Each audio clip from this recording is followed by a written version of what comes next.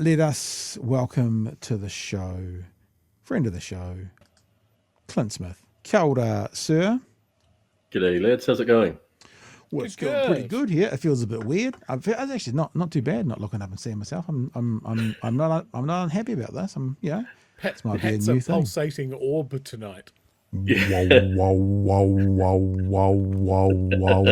And it means that everyone can see Nala right through the show, and I don't have to be embarrassed because she doesn't want to spend time with me tonight. She's up there in the image, in the sun.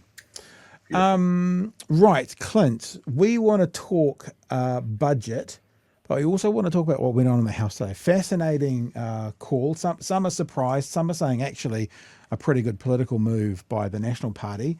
Caught everyone on the hop. Let's have a look at the one news story to start off with. We won't play all of it because I think there's commentary at the end with their reporter. Yep, there's commentary at the end there. But let's have a look at what happened in the House today and also what happened outside the House around the suspension of Te Pati Māori MPs. In a shock move, the debate in the House over the suspension of 3 Te Pati Māori MPs has been delayed. The last-minute change as hundreds of protesters gathered outside, shifting the controversial issue clear of this week's budget day. The government says it puts the focus back on the budget. One party leader, though, calling the move bullying. Political editor Mikey Sherman has the day's events. Their voices echoing across Parliament, eyeballing those inside. It's a disgrace for us to have to stand here today. I come from West Auckland, so the whole purpose, we flew here. We came here to support. It is that thing we've talked about before, is when a political party, whether it's ACT and treaty principles, or when they can mobilise Māori to get on a plane and fly down literally half the country to attend a protest outside Parliament, when you've got that kind of commitment, you're in trouble, Mr. Luxon. And anyone else, name you want to add to it, you are in trouble, Ms. Collins, because this was a last-minute thrown-together idea, and people flew from the other end of the country to be a part of it. We talked about this. Watching this space. We've talked about how much Te Pati Māori has activated people, right, and got them off the sidelines and into the fight. This is what's coming into the next election. Yeah. All right, we'll keep going and find out what's happening in Wellington today. Our people. Parliament's Privileges Committee ruled this haka last year intimidating, adding Debbie Ngarewa Packer appeared to simulate firing a gun. It is not about haka. It is not. It is. Yeah. Sure. It is. Well, actually, technically it's not. It's about the naughty upstarts getting out of their seats. That's what it's about, because we've said it before, we'll say it again, there was lots of others doing haka within their seats. They weren't before. So you're right. It's not about haka. It's about those people getting out of their seats, because again, the other people who did haka, they weren't before the Privileges Committee. So I think I agree in principle that it's not about haka, but I don't think that we share the same belief as to why it's not about haka. I think you're saying it's about something bigger. I'm saying it's about they left their seats, and that's actually what it's about. Not about tikanga. It is not about the Treaty of Waitangi. That's right. It is about following the rules of Parliament. Oh, really? Okay. We can note that one down, guys. We note that down, because I'm assuming if she says it's about the rules of Parliament, there's been no other MPs in this term who have broken rules of Parliament. And because that means there'd be no way we could compare like intimidation and bullying behaviour, because no one else has broken those rules. So these guys are the yardstick, because no one else has done this in this term or before. We should just remember that for the end of this clip, I think. Parties agree some form of punishment is necessary, but with the co-leaders facing 21-day suspension and Hana Rāwhiti Maipi Clark facing 7 days. Come on TVNZ, you used that graphic last week. I know, because I stole it. Something new for me tonight, please. The argument is it's too severe. We have never seen a sanction of this nature in New Zealand's history before. We've had members undertaking fist fights in the lobbies, and they were not suspended at all. Was that? I'm just wondering. I'm the moron here. Would that be breaking the rules of Parliament? I'm just wondering because, according to Judith, this is about the suspension is about breaking the. So therefore, I have to assume that having a fist fight between Tau Hanare and old mate Trevor Mallard mustn't have been, because they mustn't have been breaking the rules. Then they must have been fine, or else this would all make sense. I'm guessing. I'm just guessing. That's all. But just as the debate got underway, a shock move. I move that this debate be now adjourned to Thursday, 5 June 2025. Nationals shutting it down. So that this week can focus rightly on the budget. The opposition stunned. It was an absolute show of bullying, absolute show of actually running chaos in the House. I think it would have been better, having started the debate, for the government to allow the debate to finish. So let me translate for you, whānau. The opposition knows this is an absolute balls up for the government, so they want to keep talking about it. The government knows that this is a huge embarrassment and a distraction for them, so they want it to go away. There's another way you can make it go away, Mr. Luxon. When you said there's no compromise yesterday, you could have said elsewhere there's a compromise. It could have also gone away like that. I know it's a bit difficult with the camera not being on, guys, because you can't see me kind of leaning backwards and forwards, but there is one sentence in this whole story, which to me is actually quite terrifying. And I'm not taking the piss. It's about what some people in the Privileges Committee, one person in particular, who doesn't get named, actually asked the questions about what they could do. We'll keep going with the story. This is about not getting distracted by things that fundamentally don't move the dial for New Zealanders. Te Pati Māori's representative on the Privileges Committee suggests fellow members had a personal axe to grind. Yeah. People crossed from a professional to a personal position. That's my view. One member of the committee even sought advice on the punishment of imprisonment. Right. Do we hear that, people? Insane. Someone, an individual in the Privileges Committee sought advice on those people you can see on your screen needing to spend time in prison for getting out of their seats. I mean, they don't say who it is, but it feels very Trumpian, so I'm looking towards an Act in New Zealand First about that. And if either of you guys can shed any light on that, if you have any inside knowledge there, Clint. Can. Oh, should we send it now? Oh, okay. I haven't heard this. Should we do it now, or should we do it as a surprise at the end of the story? You can pick. There you go, Butcher. Chewie, tell me. Yeah, so, sorry, mate, my internet connection is dropping out because everything's running so well tonight. You were correct. You were correct. It was an ACT MP. As soon as I saw that story going that somebody had asked, can we please jail an opposition party leadership? Say that out loud. I thought, who would be asking that question? Would it be someone from a nominally libertarian party? Yes, that feels right. That feels right in my nethers. If you're wondering, if you've never heard of this MP before, I wonder if this sort of behaviour, wanting to throw Māori in jail and somehow punish Māori for being Māori, I wonder if she's done anything else like that. Yes, she introduced a members' bill suggesting that universities shouldn't put any money specifically towards their obsession with the treaty or to scholarships targeted at Māori. Because she had apparently been speaking to some parents that were concerned about this. And when one of AUT's law faculty pointed out on her private Facebook page that this is a little bit rich, that a woman from overseas has come here clearly not understanding the treaty, then she turned that into, look at them, they're having a go at immigrants. So the mildest criticism of an ACT MP turns them into the biggest victim in the world. So this MP has form for this. I've had some interactions over the weekend with people on Twitter about there's no such thing as institutional racism in the police. So even though the police, by the way, say they are from their own research, but let's just put that to the side and go, so we're saying that the the 21-day ban is disproportionate, and it's happened to, ironically, Māori MPs. We're saying that there is a current lawmaker in New Zealand that wanted to put people in prison for breaking a rule who happen to be Māori.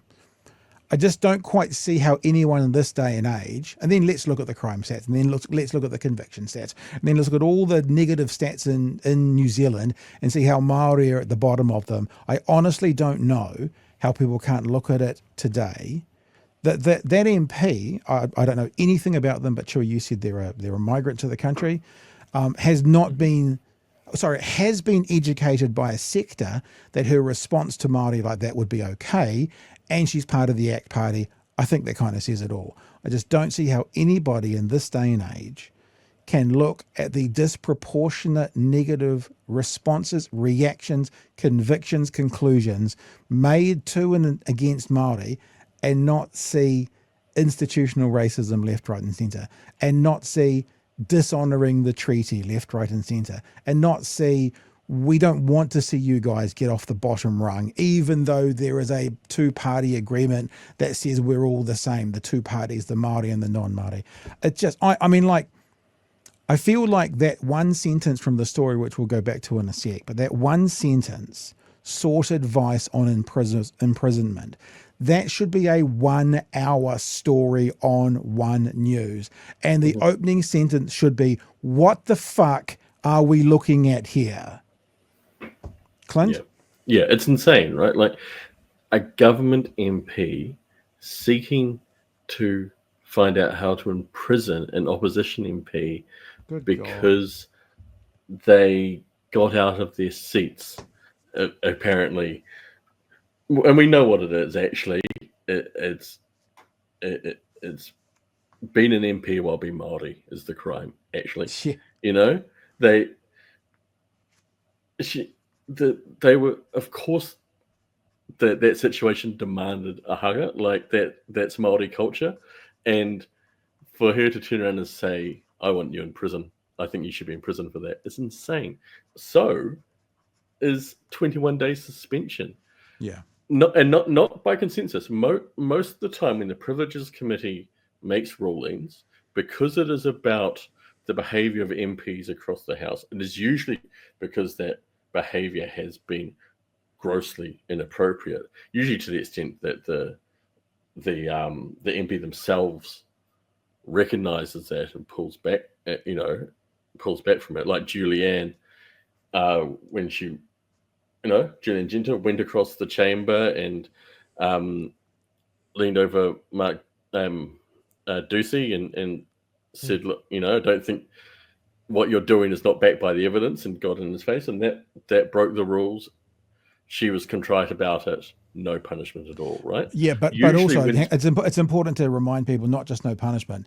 The accusation was intimidation, which is the accusation towards these guys. So it was the same accusation. Isn't it funny how the last week or so, Chewie, we've been talking about how Māori in our justice system, when they get convicted of the same crime as non-Māori, they go to prison twice as much. And now we're saying in the House, Māori are getting quote unquote convicted of the same quote unquote crime and getting a harsher. Isn't it weird how that kind of flows on? Sorry to interrupt you, Clint. Off you go. Yeah, no, and the fact that this has been forced by the government's majority rather than consensus, because like I say, usually Privileges Committee decisions are by consensus.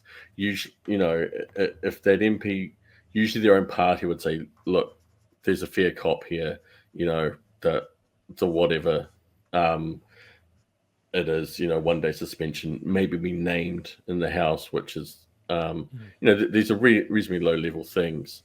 But it's by consensus because that's an enormous power. And the power because they can't vote while they're suspended. So that effectively, if the government wanted to, right, they have a majority on the Privileges Committee, they could go into the Privileges Committee tomorrow and say every opposition MP is suspended for the rest of the term. And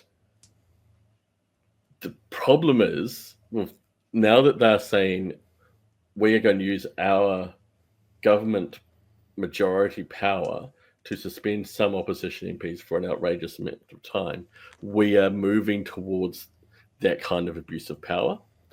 Rather, that's why these conventions exist, like the Privileges Committee making decisions by consensus to stop these abuses. And, you know, I saw Chris Bishop on Twitter just about an hour ago saying, no, the reason why Julianne was treated differently than the Māori Party MPs is she displayed appropriate contrition and showed up to privileges. She was a good girl. Yeah, exactly. Good girl. Well wait a done. minute. No, so what's the offence here? Was it the getting out of the seats? Was it, or are we now adding subsequent crimes, Like, what is this? Well, that's the thing. Like, even Luxon talking about this in a media stand-up, I think, on the Tiles or somewhere there isn't interviewed about it, was that he added in their not turning up to the committee as like an aggravating feature. And it's like, that's not how the Privilege Committee works. Like, you don't have to go. No. Like, you go if you want to state your case, but it was very clear from their requests and the committee denying those requests that they didn't want Te Pati Māori to bring in anybody to speak on their behalf. Yeah. Chris Finlayson of all people. Chris Finlayson. And it just really shone a light on it that this is the Prime Minister talking about how privileges apparently works, and he's wrong. Again, he's an amateur. He's not very good at it. And he's the guy in charge. Yeah, he's acting like how this core mechanic of Parliament. You don't understand how it works. He's acting like he had nothing to do with it. It was his minister, Judith Collins, who led that committee. It was his MPs that who made the decision. If he thought it was too harsh, he could have said, "No, we don't do that, guys. That's not on." He's acting like they're an impartial court, and they're not. Like a court. Yes, that's exactly my point. Like, he doesn't understand that Privileges is making a recommendation to the House, not that they have cast a judgment that is set in stone. I saw someone's opinion today that went, imagine if the Privileges Committee had come out and said, we're going to... Hannah's already been suspended for a little bit. We're going to reflect that on the party's leadership. They've got the same things or 3 days or something. And then that story's put to bed. There's no meat on that bone for people like us or the media. There's no meat for people to get fucking angry about it. And you don't have this absolute clown show in the House that makes them look really, really bad. Speaking of the clown show, we're going to get back to it. I just want two other things quickly first. The first is when you were talking about, Māori in the House, Clint, there are, if you get onto YouTube and you can look around, you can find people that say, what were you guilty of? And they go, I was driving while black. A black man driving a nice car through. That feels like what we're seeing here is legislating while Māori. That seems to be the crime here, is what they were actually doing. And the other thing is, how many pearl-clutching national MPs were so offended that not a single Green Party, Te Pati Māori Party, Labour Party person stood up to denounce a journalist calling some females from their side of the party a crass word. All of the other side should have stood up to denounce it. Can I ask this question? We have literally seen an ACT MP echoing the kinds of things you would see in a fascist state. Now, I know people are going like, no, the left is using the word fascist, literally locking up your enemies when they haven't done anything. A fascist authoritarian position. Who the fuck from ACT or National has stood up to denounce that? I denounce the actions of this ACT MP, even looking into the idea of imprisoning someone for getting out of their seats. Forget it. Imprisoning someone for doing the worst possible thing they could do in the House, even if we want to sell it that way. Who stood up to denounce it? They were very keen last week to hear all the other sides say, you guys have to say this is bad. Well, I guess we're saying now, you have to say this is bad. This is from an authoritarian fascist playbook. I don't use labels much. This literally is from that playbook. I want to go back to the story, but you guys are welcome to respond to that first, or I'll push play. Yeah, I've got some comments about the strategy of it, but you'll come back to that later. All right, here we go. Member of the committee even sought advice on the punishment of imprisonment. What the fuck? Well, I think it's nutty, but again, not surprising. That's just how out of touch they are. That's how extreme their thinking is. This is about getting out of your seat, attempting to intimidate people, making gun gestures, interrupting a vote. In that situation, really, was he in any danger?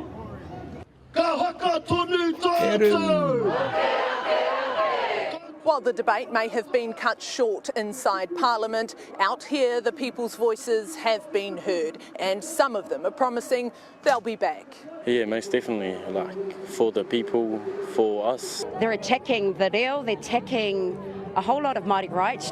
This is the other thing, guys. You heard her just say they're attacking the reo. That conversation didn't go away, but there was quite a big spike of it near the start, talking about the names of government. It hasn't been as much as at the forefront. And guess what? Well done, government. You put it back to the forefront for everybody to feed off again. Well done. Good politicking, boys and girls. Treaty rights. I'm embarrassed for us as tauiwi that today is happening again today. And it'll happen again in a couple of weeks' time. Yeah, this was a surprise move, Mikey. Was it political manoeuvre? I turned the wrong one down, didn't I? We'll leave it there for the rest of it. All right, now I've had a good old rant. Clint, do you want to follow up anything specifically about that? I just, the substance of this is obviously nuts. The substance of the decision, totally unjustified. 21 days, it's insane, and you can only look at it in the context of the continuing attacks on everything Māori that this government keeps on doing. But I just want to reflect, in my former life, my strategy was sort of my thing in Parliament. And even if they thought it was right to suspend an opposition MP for 21 days for, the gross act of getting out of their seat and doing a haka, that could have potentially been intimidatory. Even if they thought that was right, where the hell is the political strategy there? Because didn't they think that might create a backlash? And as recently as yesterday, Luxon had his chin out saying, take a whack, I don't care, as far as I'm concerned, this is all right. And then if they had wanted to not hold the debate today and hold it over till past the budget, all they needed to do was call up the Kieran McNulty in Labour and the offsiders and the other parties and say, look, can we just agree that we'll hold the talk on this after the budget, then everyone gets to talk on the budget. Bob's your uncle. And they might have done a bit of back and forth about appropriate dates, and they would have worked it out. And then at the start of question time today, the Speaker would have said, standing order, whatever, notwithstanding the debate on the suspension of the Te Pati Māori MPs will be held over until X date. Instead, they let the debate start, let Chris Hipkins do one of his most fiery and well-received speeches in years, and then go, oh, yeah, can we come back and do this in 2 weeks? Oh shit, this isn't going very well. Eject. Yeah. So they've had the hit today. They've already derailed their own budget with this insane plan to suspend Te Pati Māori MPs, and it's going to come back and bite them in 2 weeks again. Where is the thinking in National at the moment? It's all it's like everything that the reaction to everything they do is taking them by surprise.